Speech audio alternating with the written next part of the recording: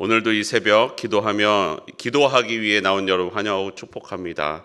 우리의 기도 가운데 하나님의 역사하심이 있습니다. 그 역사하심 함께 누리는 우리의 삶이 되기를 바랍니다. 하나님께서 이제 바벨론을 멸하기로 결정하셨습니다.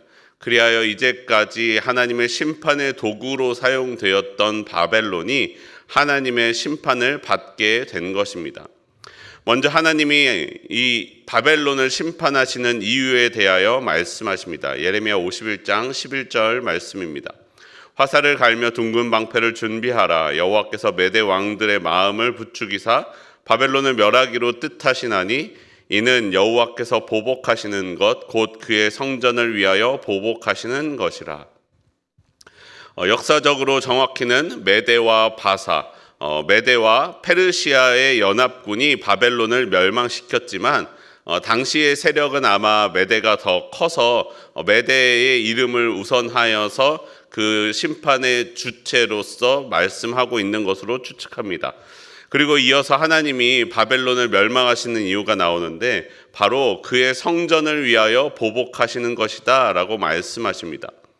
예레미야 50장 28절을 보면 이렇게 말씀합니다. 바벨론 땅에서 도피한 자의 소리여 시온에서 우리 하나님 여호와의 보복하시는 것 그의 성전에 보복하시는 것을 선포하는 소리로다. 하나님은 하나님의 성전을 더럽히고 훼손하며 제사의 도구들을 탈취하였던 바벨론의 악행을 기억하셨습니다.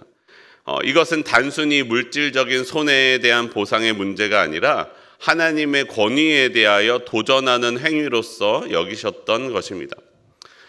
본래 하나님은 바벨론으로 하여금 열방을 심판하는 도구로 사용하시면서 그냥 도구로 사용하고 버리는 것이 아니라 바벨론에게도 축복을 내리셨습니다. 그리고 또 앞으로 더욱 축복이 있을 것을 약속하셨습니다. 애굽을 주시겠다라는 상급도 약속하신 바 있습니다. 에스겔을 보면 이런 말씀이 나옵니다. 에스겔 29장 19절과 20절에 이렇게 말씀합니다. 그러므로 주 여호와께서 이같이 말씀하셨느니라. 내가 애굽 땅을 바벨론의 느부갓네살 왕에게 넘기리니 그가 그 무리를 잡아가며 물건을 노략하며 빼앗아 갈 것이라. 이것이 그 군대의 보상이 되리라. 그들의 수고는 나를 위하여 함인즉 그 대가로 내가 애굽 땅을 그에게 주었느니라. 주 여호와의 말씀이니라. 하나님은 이렇게 바벨론을 심판의 도구로 사용하시면서 그에 대한 대가도 약속을 하셨습니다. 하지만 바벨론은 자신들이 하나님의 도구로 사용되고 있다는 것을 인정하지 않았습니다. 오직 그들은 탐욕에만 눈이 멀었습니다.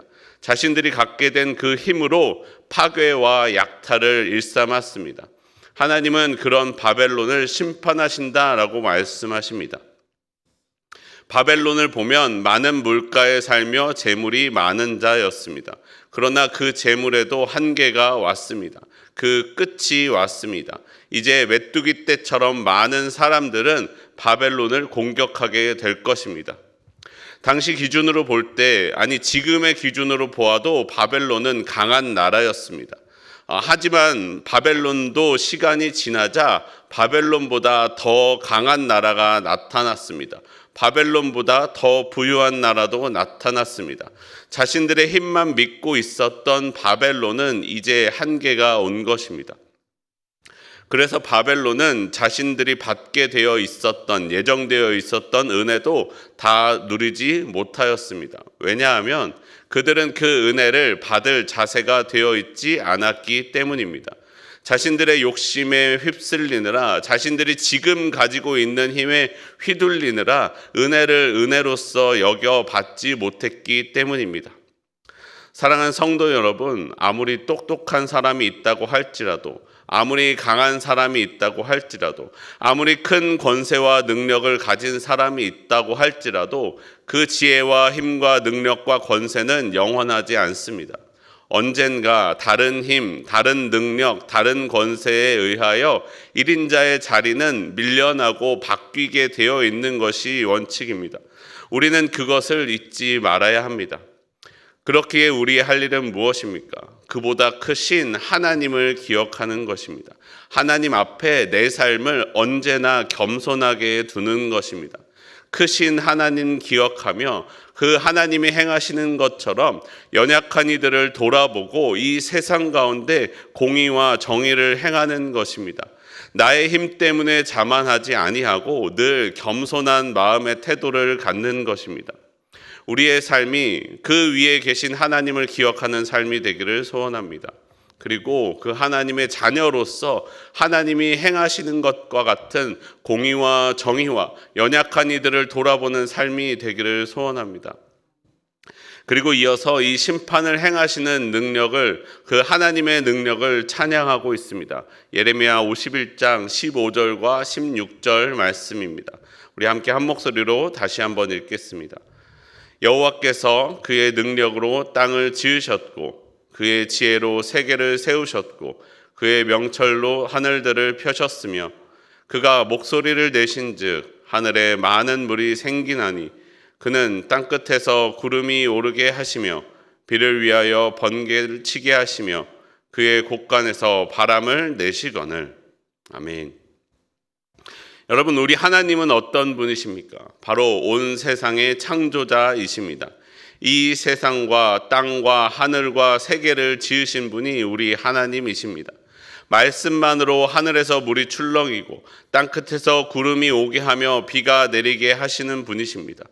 사람의 지혜와 능력으로는 도저히 다 이해할 수 없는 전능하신 창조주 하나님이십니다.